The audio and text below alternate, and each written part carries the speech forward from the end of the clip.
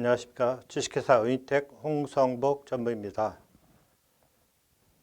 발표에 앞서 소프트웨어 사회안전협회의 출범을 축하드리며 앞으로 우리나라 소프트웨어 안전을 위해 많은 기여를 기대하며 재난관리 시스템의 진화와 소프트웨어 안전에 대한 발제를 시작하겠습니다. 발제 순서는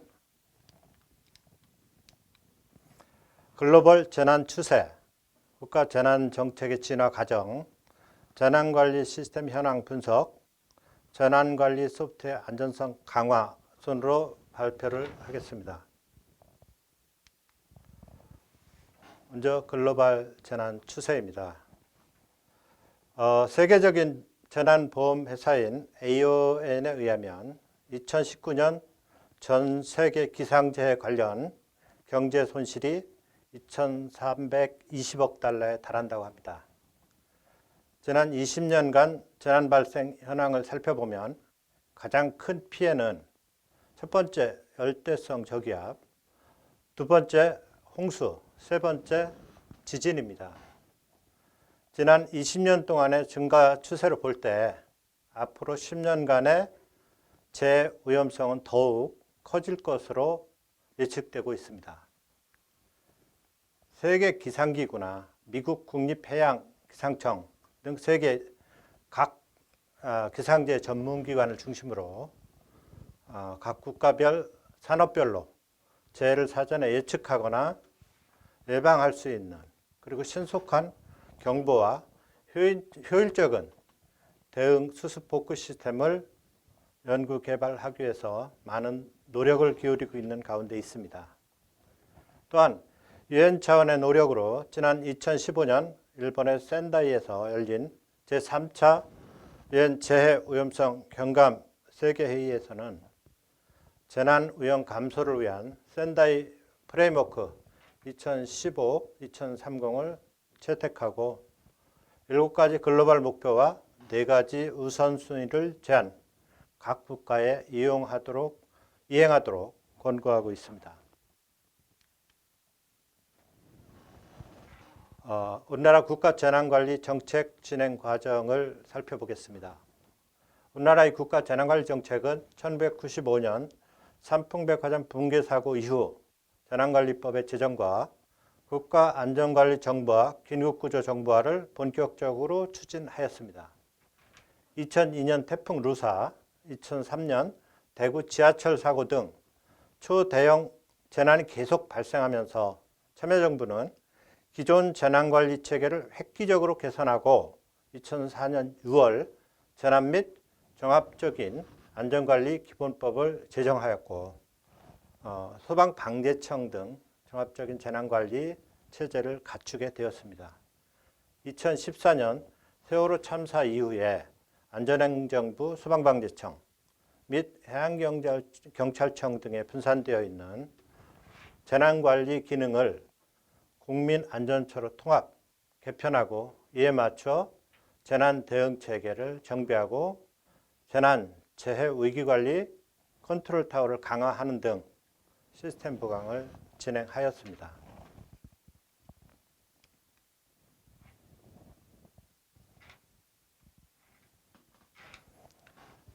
다음은 재난관리 시스템 현황 분석입니다. 먼저 통합재난상황관리 체계입니다.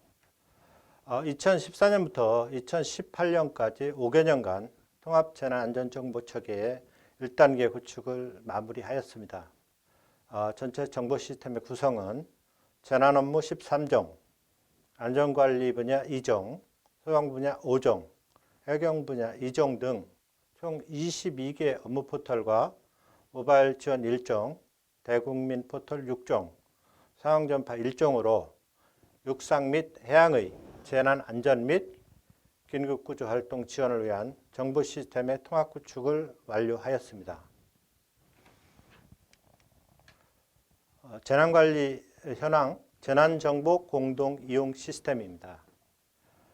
국가 재난관리 정보 시스템의 서브 시스템인 재난관리 공동 이용 시스템은 52개 재난관리 책임 기관별로 보유하고 있는 260여 종의 재난정보를 공동 활용하기 위하여 2005년부터 구축 운영 중이며 공동이용 의무화법에 따라 각급 기관 및 대국민에게 서비스를 제공하는 중요 시스템입니다. 향후 각종 축적된 정보를 분석하여 재난의 예방 및 대비 활동에 활용될 수 있도록 디지털 데이터 수집이나 분석, 개방 등의 방안을 지속적으로 고민하고 고도화해야 될 시스템이라고 판단됩니다.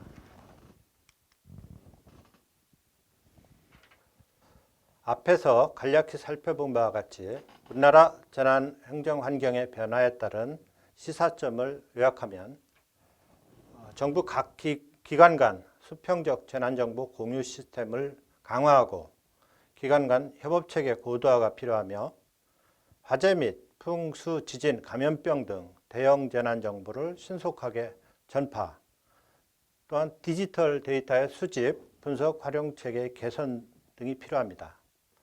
이러한 환경 변화를 고려한 시스템의 개선 방향을 제안하면 시스템 및 운영 소프트의 안전성 강화를 통해서 24시간 365일 무정지 서비스를 구현하고 공유와 소통과 협력, 개방 범위를 확대를 위한 거버넌스 확대 및 표준화 연구, 또한 대국민 재난정보의 정보 전달 시스템을 고도화하고 디지털 IoT 재난 수집 및 분석 체계를 구축할 필요가 있습니다. 앞에서 살펴본 내용을 토대로 해서 재난 관련 소프트웨어 안전성 강화 방안을 제안을 드리겠습니다.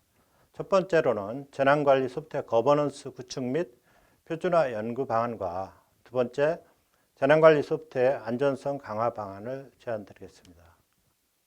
먼저 재난 관련 소프트웨어 거버넌스 강화 및 표준화 연구 방안입니다.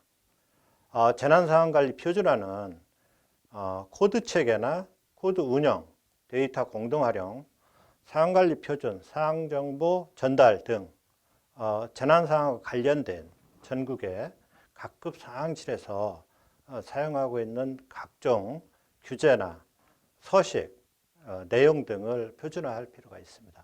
또한 이러한 표준화 기반 위에서 범정부 재난 데이터에 대한 아키텍처 관리 시스템을 개발하고 재난관리 코드 데이터베이스를 통합하며 대국민 지능형 상황 전파 시스템을 구축해야 합니다. 이러한 재난 안전 데이터 아키텍처 관리 시스템을 개발해서 재난 상황 관리 표준화 기술을 기반 위에 재난 안전 데이터를 같이 활용하고 효과적으로 운영할 수 있는 거버넌스 체계가 확립되어야 합니다. 두 번째는 재난 관련 소프트웨어 안전성 강화 방안으로 실제 재난정보 시스템의 특징은 평소에는 일반 행정정보 시스템이 재난 발생 시에는 재난 대응을 위한 정보 지원 시스템으로 활용됩니다. 공공행정이나 국방, 의료, 교육, 교통, 재정, 항공, 전력, 상수도 등 대부분의 공공행정 분야 소프트웨어의 상시 안전관리가 필요합니다. 소프트웨어 안전성의 현재 문제점을 좀 살펴보면 공공재난 서비스를 위한 소프트웨어의 안전관리를 위한 대상 범위가 정립이 안 되어 있습니다. 또한 재난관리 소프트웨어 서비스의 프로그램 개발 시에 소프트웨어 기능 안전성 기준이 마련되어 있지 않습니다. 소프트웨어 개발 또는 SI 프로젝트의 경우에 충분한 시스템 시험 및 안정화 기관 확보가 되지 못하고 있습니다. 또한 소프트웨어의 운영 단계에서 장애 등 예상치 못한 사고 방지를 위한 상시 유지 보수 체계도 미흡한 상황입니다. 개선 방안으로는 공공재난 서비스 소프트웨어 안전관리를 위한 대상 업무 시스템을 설정할 필요가 있습니다. 예를 들어서 국가 정보통신 기반 보호 체계의 경우에는 공공 분야, 민간 분야 시설을 보호 시설로 지정해서 연간 정기 점검을 한다든가 하는 관리 체계를 확보를 하고 있는데 이런 부분들을 참조할 필요가 있습니다. 또한 소프트웨어 사업 대가 기준 산정 항목에 소프트웨어 기능 안전 요구 사항에 대한 반영이 되어 있지 않습니다. 사업의 기획 단계부터 도메인 시스템의 업무 기능에 적합한 소프트웨어 안전 기능을 반영하고 소프트웨어 기능 목록 산정 시에는 소프트웨어 기능 안전 요구사항 및 시험 시나리오에 대한 요구사항을 명확히 하며 이를 소프트웨어 대가 산정 시 반영할 필요가 있습니다. 다음은 소프트웨어 사업 요구사항의 명확화 및 소프트웨어 안전 영향성 평가 체제 마련입니다. 소프트웨어 개발 과정의 임의 설계 변경이나 이런 사항을 방지를 위해서는 소프트웨어 안전성에 대한 영향 분석 등 적절한 설계 변경 절차가 마련되어야 합니다. 소프트웨어 분리발주에 따른 소프트웨어 안전성 검토도 필요합니다. 하드웨어, 시스템 소프트웨어, 네트워크, 응용 소프트웨어 사업자가 각각 별도로 선정됨으로 인해서 사업의 기획 단계에서 소프트웨어 안전 전문기관의 시스템 영향성에 대한 검토 및 통합 운영 시에 안전관리 체계 마련이 필요합니다. 마지막으로 소프트웨어 기능 안전 성능 분석, 전문 인력의 육성 및 중요 소프트웨어 사업 시 감리와 별도의 안전 성능 진단 과정의 의무화가 필요합니다.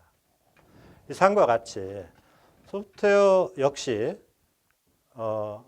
실제로 건축물을 짓는 것과 비교하면 설계라든가 또는 시공 과정에서 이런 설계를 준수하는 문제와 또 업무에 맞는 그런 각종 기능을 개발하는데 실제 건축물처럼 이렇게 초기 요구사항을 제대로 명확하게 반영해서 안전한 건축물이 지어지는 것처럼 소프트웨어도 그런 요구사항의 명확화와 그다음에 안전관리 과정, 그다음에 검수 후에 운영 유지관리에 대한 그런 체계를 마련하는 것이 필요하다고 사료됩니다. 이상 발제를 마치겠습니다. 감사합니다.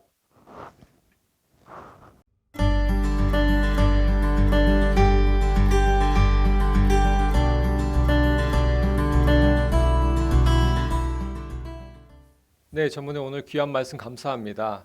바쁘신 와중에 또 시간 내주셔서 이렇게 저희 행사를 빛나게 해주셔서 감사합니다. 발표 잘 들었고요. 재난관리 쪽 소프트웨어 측면에서 그 분야에서 오랫동안 종사하셨던 걸로 알고 있습니다. 또 그런 재난관리 또 고신뢰성 고안전성 시스템을 개발하면서 또 여러 가지 애로 사항과 또 이런 그 경험들도 많으셨던 걸로 알고 있습니다.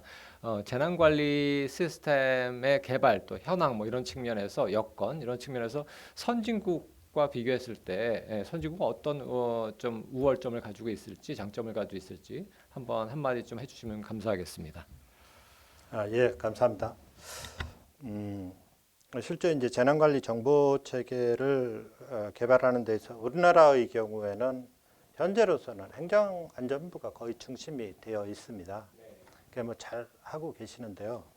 우리도 이제 뭐 다른 나라 벤치마킹을 좀 하다 보면 주로 미국의 페마 체계를 많이 벤치마킹을 합니다. 국토안보부 산하에 이제 재난 대응 전문 기관인 페마에서는 실제 이제 자연적 재난, 사회적 재난이 발생했을 때 미국의 전체에 대한 조정 통제 기능을 하면서 그런 역할을 하기 위해서 평상시에 표준화 또 재난의 각종 사례들을 수집해서 위험 같은 것들을 분석해서 보급하고 교육하는 그런 역할들을 하고 기술적인 표준들도 지정을 해서 매년 이맘때쯤 한 11월쯤 페마 포털이나 홈페이지를 통해서 공지도 하고 또 뭐 전문 기관들을 위주로 해서 교육도 실시하고 있습니다. 이렇게 이제 큰 포괄적인 대형 재난에 대해서는 페마에서 역할을 하고 또 그 외에 이제 기술적인 첨단 부분에 있어서는 FCC나 아니면 또 9.11 위원회의 기능들이 있습니다. 특히 이제 9.11 위원회의 경우에는 미국의 이제 긴급 신고와 관련된 모든 정책과 그다음에 표준을 제정을 하고 거기에는 민간 분야의 산업체들이 많이 참여를 합니다. 그래서 뭐 46개 네트워크에 약 7천여 개 그러니까 기업이죠. 기업이 참여를 해서 같이 어떤 것들이 필요하고 또 산업에서 지원할 수 있는 것들이 어떤 거고 이런 것들을 논의해서 표준을 같이 만들고 같이 따르게 됩니다. 그 표준은 얼마나 강력하냐면 각국에서 들어오는 어떤 전자장비나 휴대폰 같은 거, 심지어 휴대폰까지도 그 가이드라인을 통과하지 못하면 수입이 안 됩니다. 그러나 삼성전자 역시도 휴대폰을 미국에 수출하기 위해서는 미국 구일 표준을 준수해야 합니다. 그런 부분은 우리도 좀 앞으로 도입을 검토할 필요가 있다고 생각합니다. 네.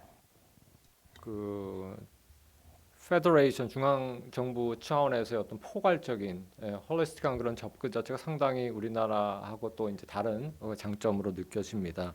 네, 또 우리나라가 나아가봐야 할 그런 방향으로 또 생각이 됩니다. 준혜순 박사님 또 추가 질문해 주셨으면 감사하겠습니다. 전무님은 그 재난 관리 이제 전문가로서 정부의 역할이나 재난 관리 이제 그런 전문가들이 해야 할 일에 대해서 이제 말씀을 해주셨는데요. 이제 일반인들도 뭔가 재난 그 관리를 위해서 해야 될 일이 있을 것 같은데 그 일반인들이 좀 오해하고 있거나 잘 모르고 있는 그런 재난 관리에 대해서 한번 말씀해 주십시오. 네. 우리나라에서 이제 지금 점점 이제 좋아지고는 있고 인식도 많이 바뀌고 있어요.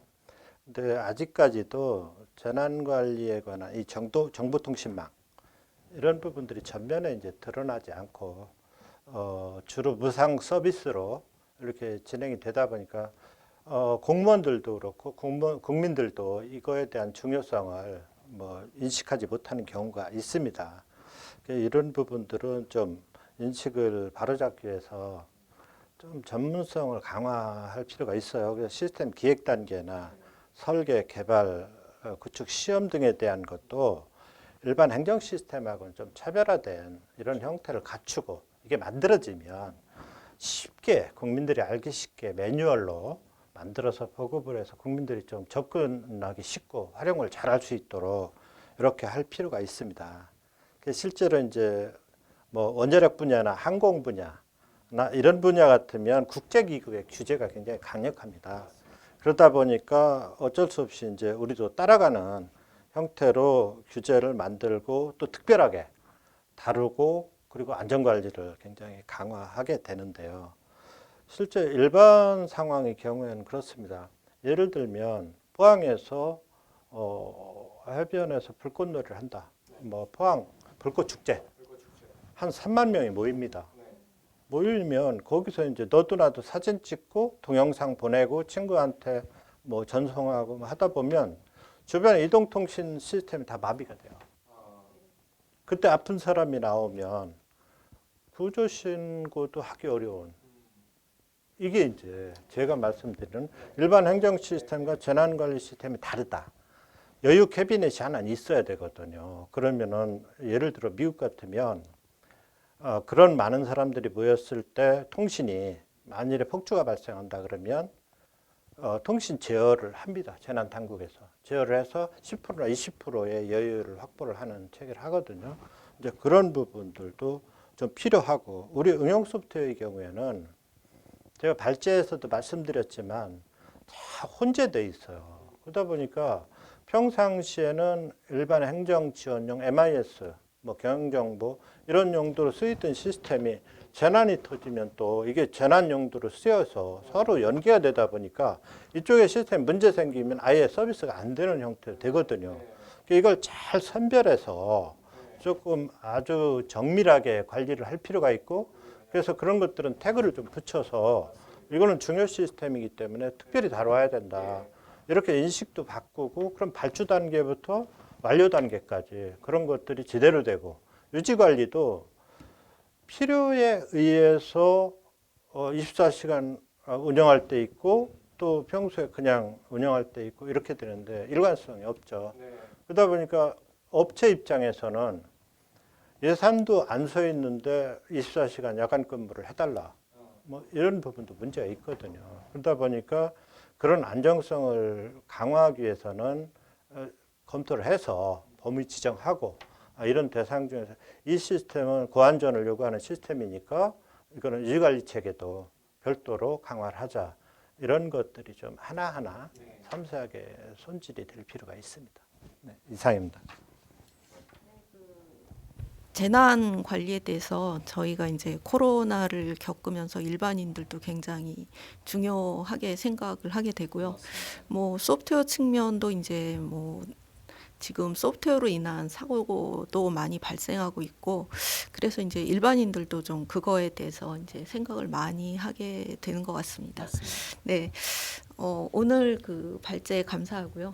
재난 관리에 대해서 저도 많이 알게 됐습니다. 예, 감사합니다. 감사합니다. 감사합니다.